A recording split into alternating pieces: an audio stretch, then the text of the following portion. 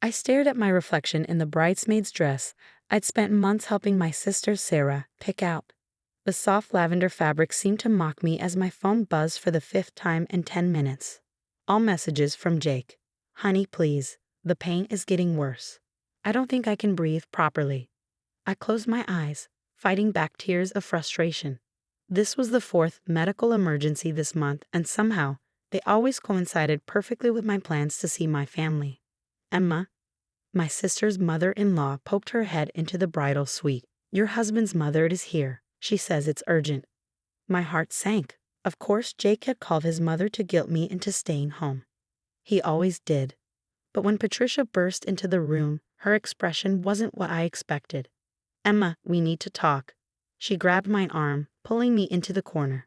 Jake called me this morning about his chest pains. I know, Patricia. He's been texting. I was at your house last night. That stopped me cold. What?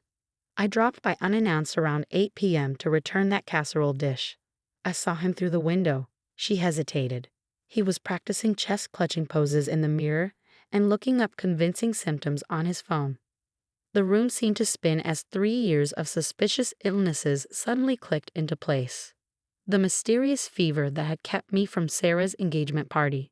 The violent stomach bug that struck the morning of my parents' 40th anniversary. The severe migraine that prevented me from attending my cousin's baby shower.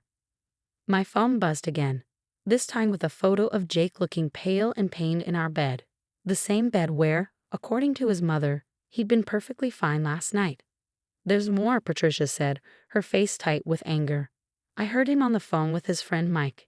He was laughing about how he perfected the timing of his attacks to keep you away from your family. My hands shook as I scrolled through my photo gallery, dozens of pictures of Jake in supposed agony, each one perfectly timed to ruin an important family event. Why are you telling me this now? I asked his mother. Because I raised him better than this. Her eyes filled with tears. And because I saw what he did to his first wife. I didn't speak up then, and she spent 5 years isolated from everyone she loved. I won't let it happen again. Another message from Jake. Baby, I think we need to call an ambulance. Please come home. I thought about Sarah, getting ready in the next room, excited for me to help with her veil just like we planned since we were little girls. I thought about all the moments I'd missed, all the family memories I'd sacrificed for Jake's convenient crisis. He's not going to stop, is he? I whispered. Not unless you make him, Patricia confirmed. He called me this morning to make sure I would back up his story about the chest pains. When I refused, he said he'd find another way to keep you home. My phone lit up with a call from Jake. With trembling fingers, I answered on speaker. Emma, his voice came through, weak and gasping. I need you. Can't breathe properly. Please come home. Jake, I said calmly, your mother is here with me. The line went silent for a moment. Then, in a surprisingly normal voice, Mom's there. Yes, and she told me about her visit last night, about what she saw through the window. She's lying? His voice instantly returned to its pained whisper. She's confused. The pain. Emma, please. Patricia leaned toward the phone. I have videos, Jake, of you practicing. Of you laughing with Mike about your perfect timing. Another pause. When he spoke again, the pretense was gone, replaced by cold anger. You had no right to interfere, Mother. And you had no right to manipulate your wife, she shot back. Not again. Not like with Rachel. Rachel? I cut in. Your first wife? Don't you dare. Jake hissed through the phone. She needs to know, Patricia insisted. Rachel missed her own mother's funeral because of one of your emergencies. That's when I should have spoken up. I'm not making the same mistake twice. I looked at my reflection again, at the bridesmaid's dress Sarah, and I had spent months planning. At the sister who'd been there for every important moment in my life, except the ones Jake had stolen. Jake, I said firmly, I'm staying at the wedding. And when I get home, we need to have a serious talk about your convenient medical conditions. If you stay at that wedding, he growled, all pretense of illness gone, don't bother coming home at all. Patricia reached for my hand, squeezing it supportively.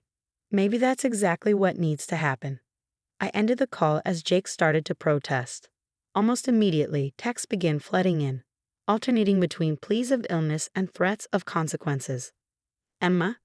Sarah's voice came from the doorway. Is everything okay? We need to start with the photos. I looked at my phone one last time before turning it off completely. Everything's fine, Sarah. For the first time in a long time, everything's actually fine. Patricia hugged me quickly.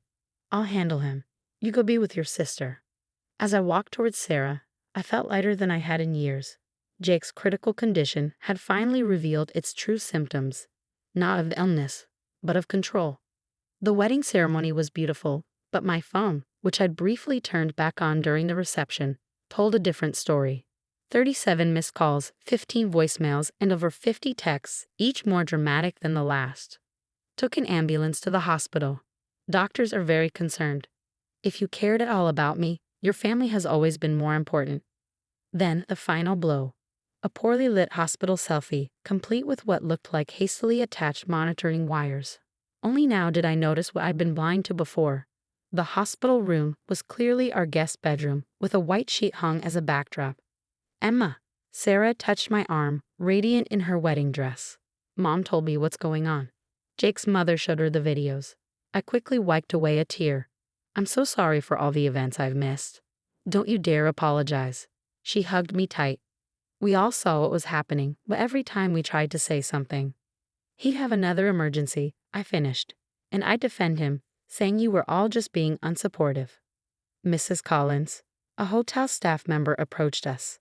There's a situation at the front desk. A man claiming to be your husband is demanding to be let into the reception. He's in what appears to be hospital wear. Sarah's new husband, Mark, immediately stepped forward. I'll handle this. No, I said firmly, squaring my shoulders. I will. Patricia appeared at my side. I'm coming with you. It's time he faced both of us. The scene at the hotel entrance was exactly what I'd feared. Jake, dressed in what looked like costume shop scrubs, leaned dramatically against the reception desk while a concerned clerk hovered nearby. Sir, without an invitation. That's my wife in there. Jake's voice was weak and trembling. The same performance I'd seen countless times. I signed myself out AMA. Against medical advice, he added for dramatic effect, because she needs to know how serious this is. How serious? What is Jake? He spun around at my voice, nearly losing his balance in his attempt to appear faint.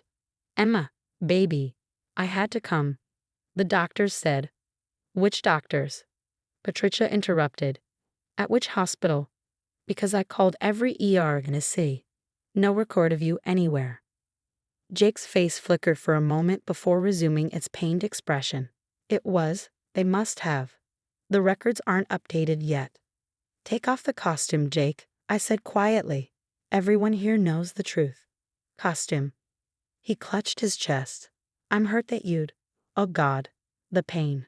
He started to crumple to the ground in his signature move. The one I now realized he perfected over years of manipulation. But this time, instead of rushing to catch him, I stood my ground. Jake Thompson, Patricia's voice cracked like a whip. Get up this instant. Perhaps it was the shock of his mother's tone, or maybe the realization that his audience wasn't buying the performance, but Jake froze halfway to the floor. For a moment, he looked almost comical, caught between his act and reality. Security has been called, the clerk announced. Jake straightened up so fast it would have been miraculous for someone supposedly in critical condition. You can't be serious. Emma, tell them who I am. I'm just starting to figure out who you really are. I replied. 3 years of missed family events. 3 years of mysterious illnesses that only struck when I had plans. Did you do the same thing to Rachel? His face darkened at his first wife's name. Mother, you've been telling tales. I've been telling the truth. Patricia shot back. Something you should try sometime.